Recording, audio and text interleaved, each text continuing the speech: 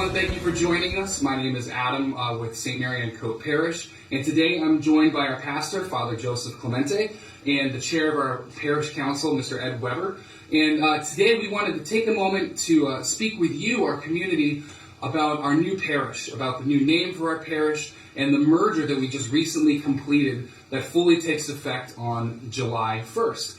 And we know that some of you had some questions about the new name for the parish, the merger process, and we wanted to take time to address some of those questions for you today. So, Ed, Father Clemente, thanks for joining me. I appreciate you letting me use your house today, Father.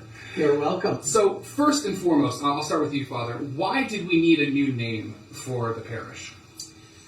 Because it's a new parish.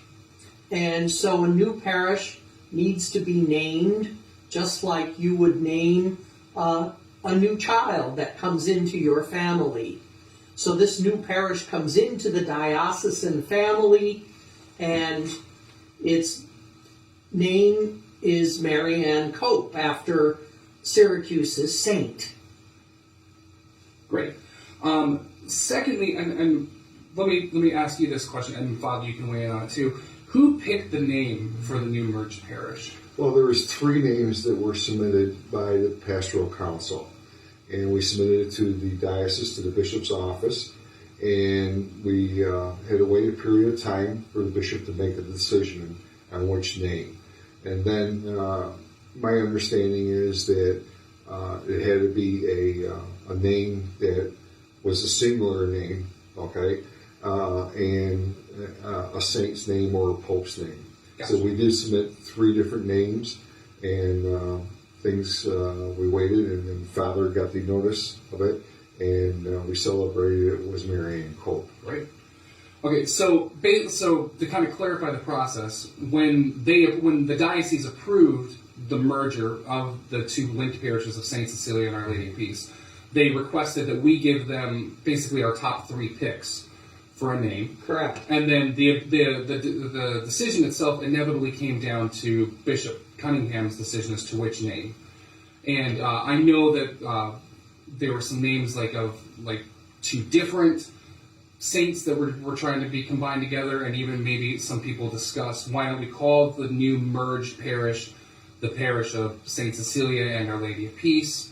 And correct me if I'm wrong, Father, but one of the things was the diocesan protocol for that was it can only be, like Ed said, a singular saint, correct? Yes. Okay. The bishop requested that it be a singular patron, meaning a saint who would be the guardian of the parish from his or her heavenly place. Gotcha. And if I'm not mistaken, also one of the requirements was it couldn't be a patronage that is already being used by an existing parish, correct? That's right. That's right. Okay. So we couldn't have tried to name ourselves St. Patrick or St. Joseph because those names are already being used by other parishes. Yes. Gotcha. Okay, great. One of the questions that a lot of people have, especially now that we're a merged community, is are we now looking at the closure of one of the buildings, one of the locations, due to the merger? Father, do you want to talk about that first? Sure. It is not our intention, and is certainly no part of our plan, to close a building. Our plan is to have a merged parish using 2 worship sites.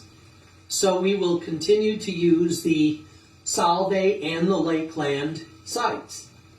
And of course, the future is going to be dependent on population. And so as long as we have sufficient population, we will be one parish with 2 worship sites. Gotcha. Great.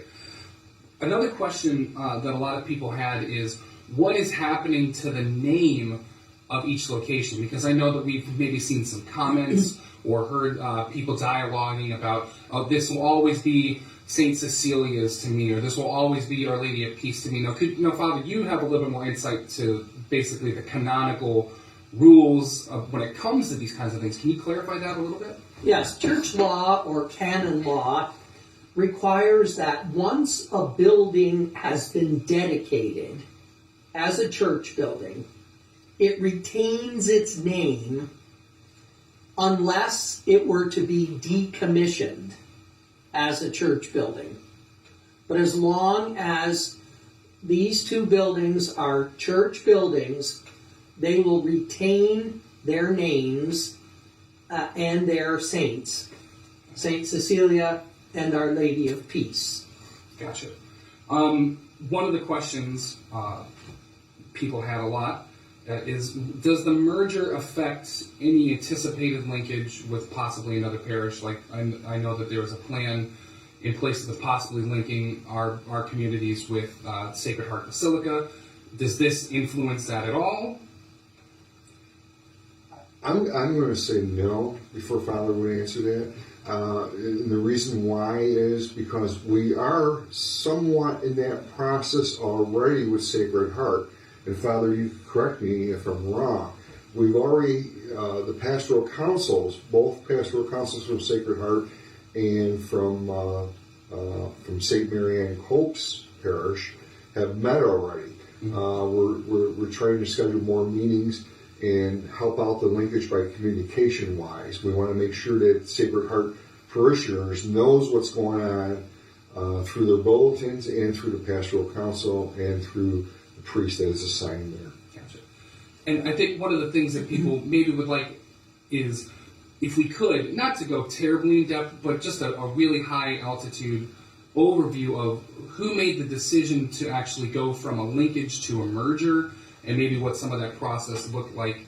Because I know that at this point in the process, the diocese has been very supportive of the merger process for us, and everything's gone actually remarkably smoothly as far as that process goes. Could you give people just kind of a quick overview of how that went for us? Merger is an indication of unity.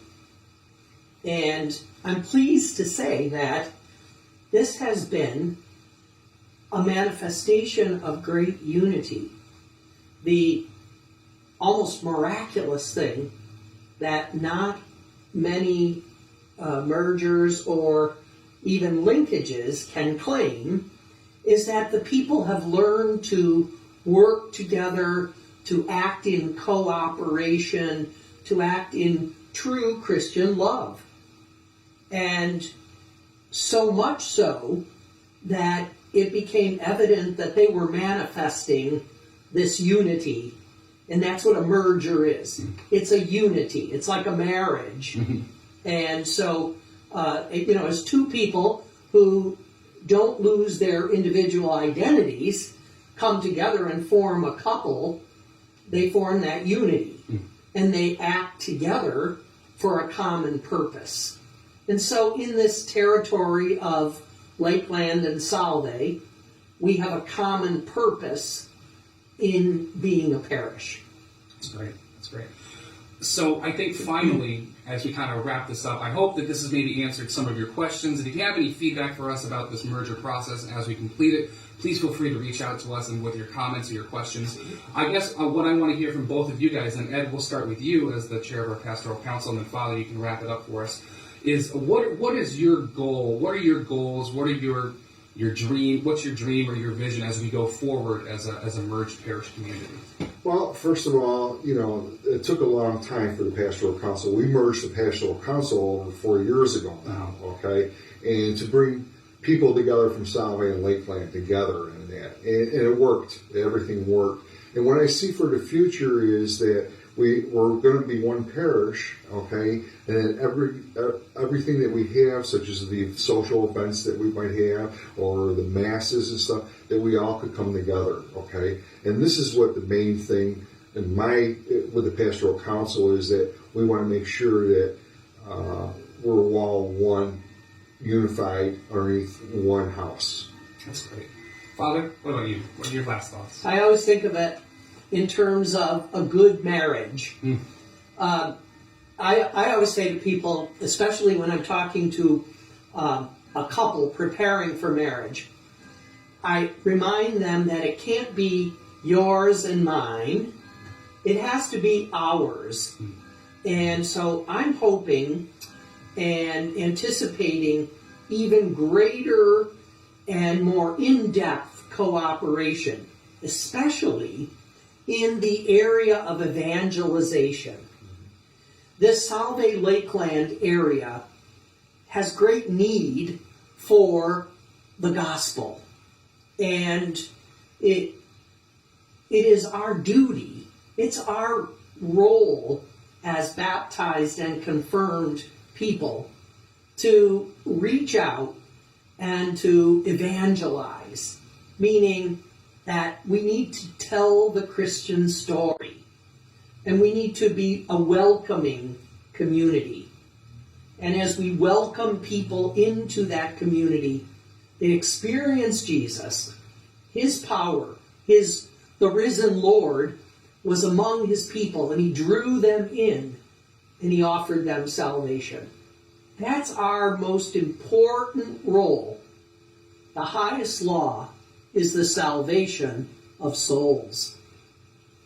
Thank you so much, Father Clemente and Ed Weber, for joining me today. If you have any questions, like I said, any questions or comments, or you want to learn more about our parish community, especially our newly formed parish community, please feel free to visit us online at stmariannecope.org. That's stmariannecope.org. Thanks again for joining us, everybody. We'll be great.